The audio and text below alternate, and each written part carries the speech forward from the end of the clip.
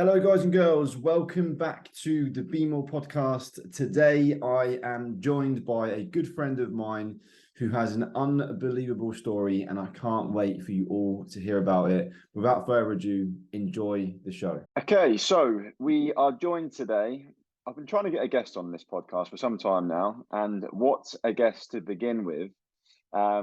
Your story, mate, is insane. So I'll give you guys a bit of background. So I first met Pete, maybe was it 6-7 years ago, mate, in Pure Gym. Occasionally you'd be in and out of the gym, maybe. Yeah, so I knew you as a PT at Pure Gym once upon a time, however many years ago that was. Yeah. But we didn't know each other personally. You were just a PT, and I was just someone who would go to the gym and work out. Yeah. Cool. And then obviously you become part of the team. We picked you up, went to some events, and the person you are today is like almost unrecognizable from the person that you was when we picked you up all those years ago. And it's just a massive credit to you, mate, in your story. And I thought, let's get you on to share some of the parts of your story, because you've gone from being like from what you said, your own words were you couldn't even run a bath, whereas now you're literally running 100-mile races and doing crazy stuff. So I just want to try and get across to people maybe parts of your story, what's motivated you to really change, and maybe some of the habits that you have in your life that have transformed you as a human being, really. So I think there's a lot of inspiration and things that people can use that have worked for you. Do you know what I mean? It hasn't been an overnight thing. It's been like a gradual thing over time. So yeah, tell us who you are, mate, and tell us a bit about your story. Sure. So obviously, like you said, when we first met, I was about 70 pounds heavier than what I am now. My maths aren't great, but it was 16 stone-ish, so whatever that is in pounds. And when I first started, it was about this sort of time, about just over 4 years ago now. I didn't start using the product straight away because it's not really a physical story that's the thing. It's more, as you said when we met up a few weeks ago, what's between the ears. It's changed the most for me. So that time when I came across the opportunity, or a mutual friend, shall we say, a girl who was also a PT in the same gym that you were working at, she approached me through social media, said, look, do you want to check out Herbalife?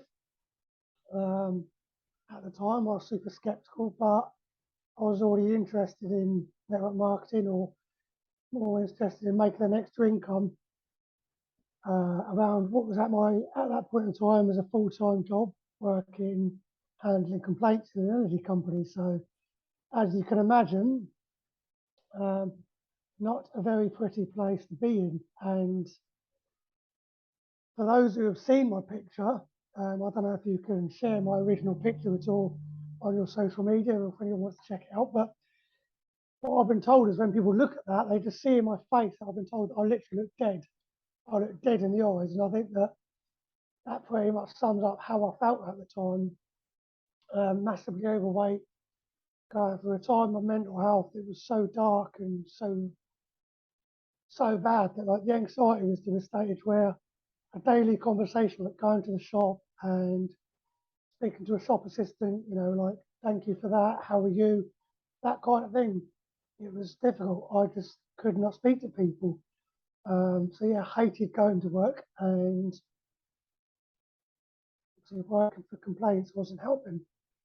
So fast forward to March 2019, just before I met up with you guys and we started doing the fit clubs. I got on the products, and I remember because we went to a Herbalife meeting up in Birmingham. It was kickoff. And I come home from that, and I just literally broke down in tears because I couldn't fit into this top that I bought at some point in time around that time, and it just made me feel so bad about myself and so want to change. I just literally broke down into tears, and I was like, right, clearly it's time for a change. So consistently throughout that year, just 1% focused on, at that time, I can't remember what book it was exactly, but I believe that It's a book that you were reading as well at the time, and I might have picked it up from you. But it talks about getting 1% better every day. So I was thinking, okay, just get a little bit better every day. Yeah, it wasn't perfect. The diet was a mess then, so it took time. I started using the products. What did that look like for you? Just because I know a lot of people say 1% better every day. Like, what was that one thing maybe that you were influenced? I'm trying to think of the person at the beginning of their journey right now, listening to this, that's seen your transformation. So, what was those little decisions that you made back then in the beginning, where you said your diet was so bad? Like, what were the little things that you did? Did you go crazy strict with a new nutrition plan, working out every day, or was it more slow, like slow and steady introductions of different better habits? So I'd say 90% of it was slow and steady. But because the state of my mental health at the time, there was phases where I'd go from one extreme to the other. There'd be periods of binge eating. So I'd feel so low coming home from work. For 5 days, and I'd try to go into work. The weekend would be pizza, comfort eating. Or at work, I would get so wrapped up in my work that I would barely eat throughout the day. So I might have my shake for breakfast and I might have a shake for lunch. I might not eat between those periods. I'd come home and I'd be hungry, so I'd have a big meal. How long did you work in that job for, Peter? That particular area of the business was about 2 years. For the company, about 5 years. Because I was listening to something from Joe Rogan yesterday about how people live lives of silent desperation. Would you say that was like how, like, did you enjoy elements of your work and did you like the people there, or was the whole 5 years just like showing up just because you had to get paid? Like, where did you sit at that? I would say the silent desperation is very, very true for where I was, especially towards the end of that place. But I've always been, as far back as I remember, someone who kind of enjoyed a challenge. So when I first moved from section of the business into the complaints team, I took it on as a challenge and thought it's as a promotion because at the time it was going from a call centre guy to technically a management role because I was a complaints manager, although it was a whole lot different than what I expected. But so I did take it on as a challenge, but I'll tell you that was the only positive. People around me, I would say they were probably the same as me. So I wouldn't want to say that I would be judgmental towards the people because I think they're all fighting their own battles. And one thing I clearly remember working on this complaints team is that people are frequently off sick with stress and basically mental health issues from working in the job. And there was a lot of pressure from management not to take time off. Right. Even the managers were off sick quite often. So this was driving you, obviously, mentally it wasn't good for your mental health. And then as a result, what was you escaping into? Was it food? Was it even exercise maybe? Like, what did you find yourself escaping into, do you think? It was a combination of the both. I've always been into generally using the gym, so that could have been anything over the years. But at this point in time, it would drive me towards food. I'd overeat, and I'd also go to the gym a lot. So I could be spending anywhere from 15 to 20 hours a week, 15 to 20 hours a week in the gym working out, and then overeating, thinking, well, I'm just going to lift and I'll lose the weight in the summer, or I'll worry about the diet later. So this is great stuff. So 15 to 20 hours a week in the gym, but I don't want to be offensive or anything. You didn't look like someone who spent 20 hours a week exercising. Obviously you can't out train your fork, and then you've realized, like, since you've cleaned up your nutrition in the last few years, you've now got insane results, and obviously you've just come off the back of a running event. Where do you want to tell the guys a bit about, I don't want to skip the good parts in the story, but maybe let's go to the running event now, then we can almost trace back like how that happened. So the running event, so firstly let me tell you what it was. For those who don't know much about the ultra running scene, this particular race wasn't a set distance. It was a last man standing event whereby you would turn up and you would run 4.167 miles on the hour every hour. So you'd have a timer going off and you'd set out on this loop and you'd have to be back before the hour. And however much time you got, so if you're back, say 55 minutes, that gives you 5 minutes to basically sort yourself out ready for the next loop. And basically the concept is over 24 hours. Over 24 hours, it's 100 miles. And how many hours did you do, Peter? I've done 15, just short of 15 hours. So 15 loops I completed. So How many miles is that? it was, the total amount of mileage came to 62 something, which is just over 100 kilometers of running. Insane. And what was the winner's time? Do you know, Peter? So the winner was an incredible guy. I won't go into details about the races, but if you ever look up Marathon des Sables, which is a race in the desert, or the ultra marathons in Snowdonia, this guy had done both of them. He ran 31 laps. When I originally turned up, I was like, I'm going to be the last man standing. He did 31 hours. And he was still probably going fresh. I wasn't there at that time. I was gone. I decided that after a few hours of chilling, I was going to. Had the rest of the people, like, was he the last one by a mile, or did some people last, like? It was, so how it works is you have to do one more loop when the last person drops out. And he did one more than the last person, did he? But he had more in the tank. I would imagine so, yes, because the beauty of this kind of race, unlike any other race, you get to run toe to toe with everyone. Right. You know, you're not going to watch the superstar. Did you see the guy at any point on the? Did you know who he was? Never met him before, but as I said, because you get to run toe to toe with everyone, you get to have maybe a quick chat with each individual as you cross them, because it's a loop after loop on the same track. So Did you chat to him, Peter?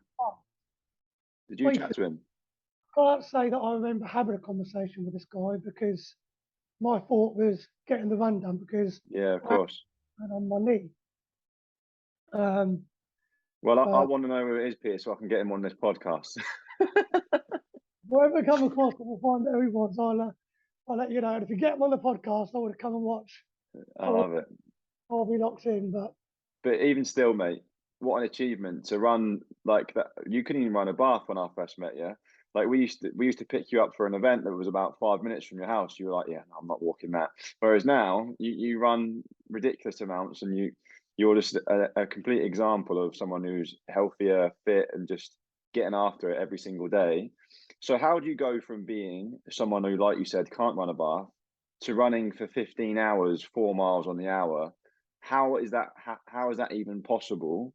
And I want to make sure that people understand that it's been a good few years, right? You've been 4 years at this game now. So people have this idea that, I don't know, Herbalife is a 10-day results, like, or it's a 21-day challenge, or you do it for a few weeks, you lose a bit of fluff, and then you go back to eating again. Like, what's been, because it's been the compound effect at work for you. And I know that you're just really getting started. And in the years to come, we're going to see even more insane things from you. I dread to think what's going to happen. Do you want to do the Marathon des Sables, the one in Egypt? Is that one of your goals? I don't know. Not at the moment. Just to cover 100 miles at the moment. Oh, just 100 miles. Just cover 100. Yeah, easy stuff. All right. Yeah, but yeah, go for it, mate. Share with the guys, like, take your time, by the way, what you feel like has been, how you've managed to transform and become the person that you are today. So I'd say firstly is obviously what you put in your body, but at the same point in time, it's what you put in your mind. And saying that, a lot of people will look at a company like Herbalife and think that because of the promotional ones, maybe a 10-day challenge or a 21-day challenge they may think that it's about losing a bit of fluff, which people come to it for that, because if you change your nutritional habits, you probably can lose a bit of fluff. Yeah, it's definitely not a diet. You don't go on a diet and then start running and 4 years later, you run an ultramarathon. So I'd say for me, Herbalife was more than just the nutrition, though.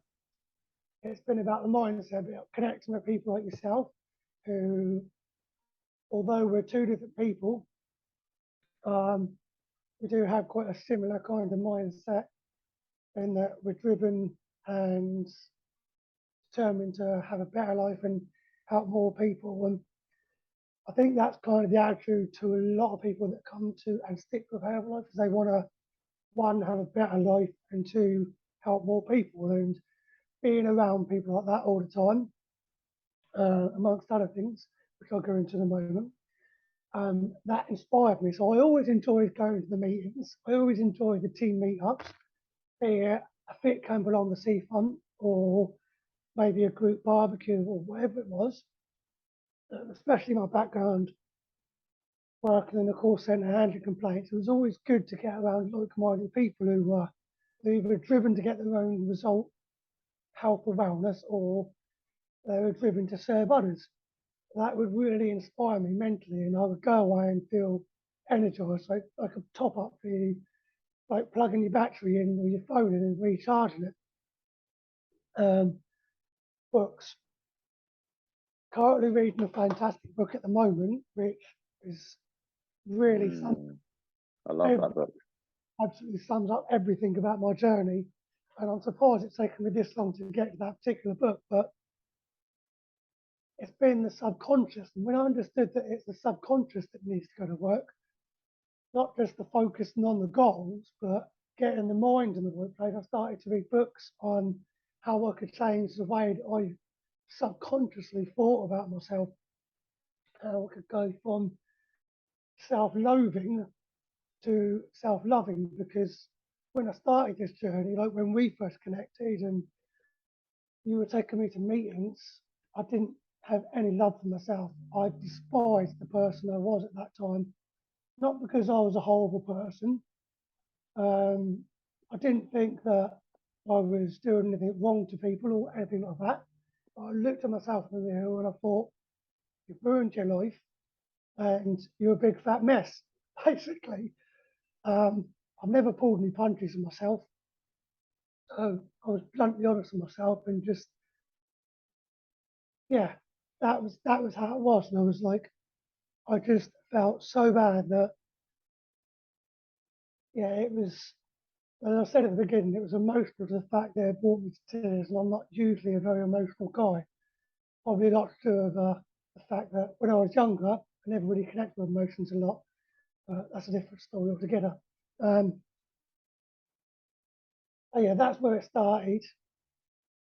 And so you'll have to remind me where we got to not focus on that point. Do you think it may be worth going into that a little bit, like how you didn't connect with your emotions when you were younger? Like, do you think that's been a big part in your journey and almost in, because it takes a lot of desire, like a different type of human being to run ultras. Do you know what I mean? Like that's a very unique individual. Do you feel like maybe what you just mentioned there has a part to play in that, or like what makes and what drives you? So growing up, I never really connected to emotions because I would say that I had an upbringing where it was, I don't think that my parents really were bad people. They just didn't know how to be supportive enough or motivated enough. So I never had an upbringing whereby I was told to go and get what I wanted in life. I was never told to go after. I was always told that, why don't you do better? Why can't you do this? Why did you do so bad in school? You're this, you're that. So I had very critical upbringing. I think that's just because my family didn't know any better. So, and then once I'd left school, I kind of sought out places to fit in because I didn't really feel like I fitted in at school. I was always bullied at school, and I walked away from school without taking any grades or qualifications. So after that, for a few years, I was looking for a place in the world to fit in. I turned to what you might call gangs, but maybe not like what you see in the movies. Not like, it's not. It was Portsmouth, so we're not walking around the streets with guns and knives in our pockets, but gatherings of use, maybe drinking, smoking, a bit of weed, that sort of thing. And obviously, I was trying to find a place to fit in as a late teens, early 20s. So I wasn't really into health and fitness back then, but honestly, my life did turn on after a while. Um, Went to college, studied fitness there. Unfortunately, some personal circumstances did come up in my life, and my mindset went from college to it went downhill a bit. And I did finish parts of college, but never completely got through completing the qualifications I wanted. So all that kind of left me wanting more, I guess, through life. And then over the years, I went through various jobs, which kind of were never here nor there, not anything I was passionate about, which led me to working for the call centre job, which I was at for 5 years, but as I said, 2 years working in the complaints team. Going from there and then leaving that, and then finding Herbalife, and as I said, being around the people who inspired me and getting that inspiration from the likes of Jim Rohn, who is now, I would say, a personal mentor of mine. Okay, the guy's no longer with us, but almost every day I listen to something because I find that his wisdom inspires me. And I found the company founder, Mark Hughes, someone else who inspires me. Also a big fan of Joe Rogan, who you speak about, David Goggins, amongst other people. And I say all that over time has given me that desire to want more from life. Trying to fit in, never having anywhere where I felt like I fitted in, and then Herbalife come along with it. Kind of made me feel like it was somewhere that I did fit, that I could make a difference in other people's lives who had maybe been through similar challenges, if not physically, then definitely mentally, to what I'd been through in life. So that kind of led to the inspiration over the years of gradually improving my nutrition, reading more books, some unbelievable books I've read over the years, podcasts, YouTube clips from people like Jim Rohn or other inspirational speakers, putting quotes out on my wall, which you can't see because they're behind me, but my wall's got quotes on it. I've got one from Jocko Willing that says discipline equals freedom, to install that discipline in myself, but always having these things around me to change the subconscious thought in my mind.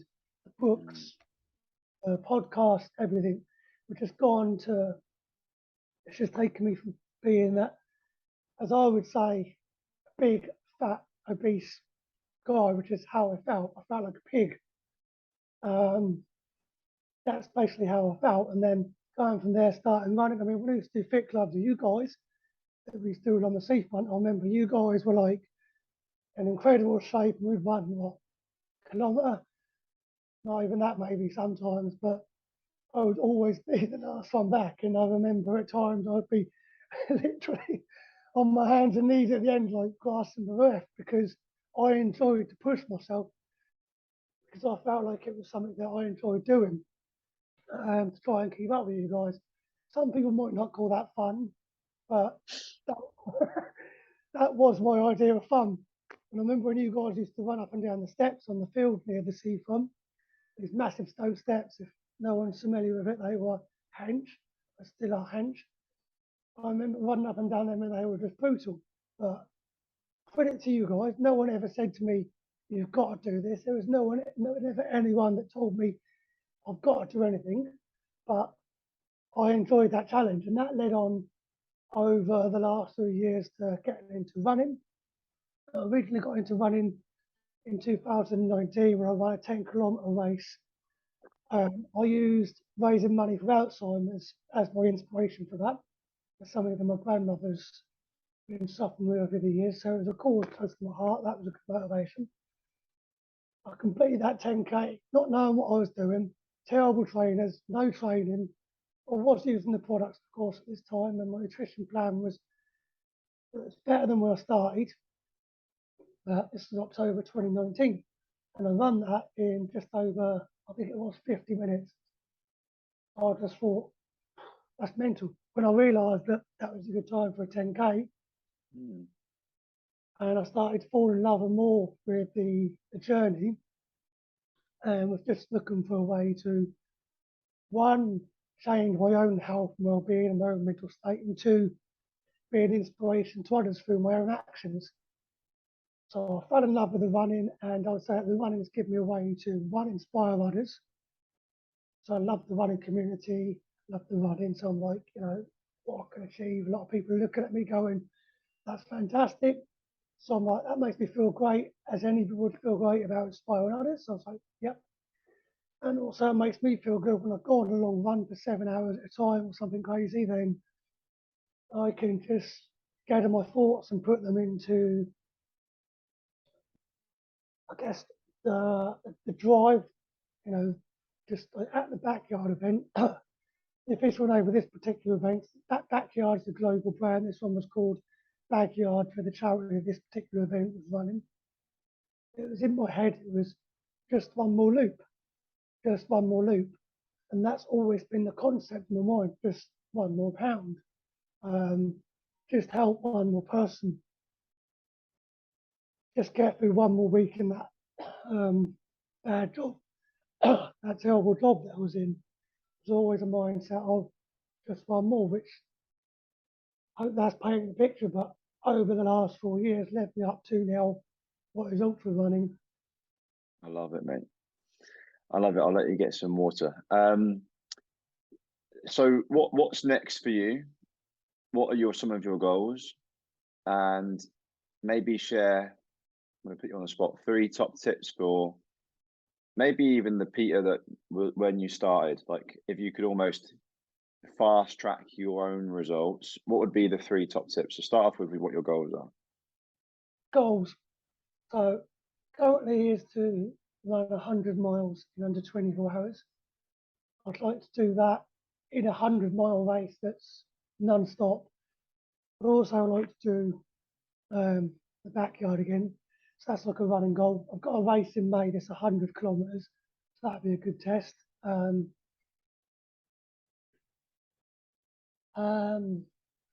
Other goals. My goal is always to help more people through Herbalife Nutrition, through health and fitness, help people to build an income around their jobs like I was looking for to begin with. That's an ongoing goal for me. There's never sort of specifically a number for that, but it's always just, again, help one more person if I can change one more person's life. Mm-hmm. I would say they're always my 2 main goals. And I would say they're my 2 main goals. And 3 top tips. I would say first and foremost to anybody who's in that position that was in, or to myself back then, is don't hate on yourself. Unless it's gonna really inspire you, like when David Goggins is a big inspiration to me. He's someone who talks about being honest and blunt with yourself, but at the same point in time, you need to use it to inspire yourself. So I would say don't self-loathe to the point where it makes you feel bad. Be honest with yourself, and then look for a way to use that as inspiration and recognize yourself every step of the way. Top tip 2 would definitely be to get around other people, because environment is stronger than will. Mm-hmm. Always find other people that will inspire you, that will motivate you, that are already going after, that have achieved what you want to achieve. Top tip 3 would be just to get away from the negativity. Wow. Job, be it circle of influence, and get away from that negativity and get into a circle of inspiring people and motivating 3 people. big top tips there, mate. I love it. So where can people find you so they can continue to watch your journey and go and smash that 100-mile race? What's like your Instagram and stuff? So Instagram. Right, on Instagram is Peter White, but the link to the profile Your sound quality has just gone really weird. Maybe turn your phone off, mate. So it's Peter Lambeth _Voigt on Instagram. Perfect. And I believe it's Peter Lambeth Voigt on Facebook. Double check. Whenever you pick up your phone, mate, it makes a really weird sound. Put that thing down. I can always tag you in the when I share the podcast anyway, mate. But yeah, thanks very much for coming on, mate. Your story is ridiculous, and I'm excited for everyone to see what the next 4 years look like for you, mate. So yeah, unbelievable stuff. Thanks for your time, buddy. Yeah. What an unbelievable story from an unbelievable guy. And guys, it just goes to show you it's all about your mindset. And I am so proud of Peter and the results he's had over the last few years. So I wanted to get him on, and I hope you guys got as much value as I did from that interview.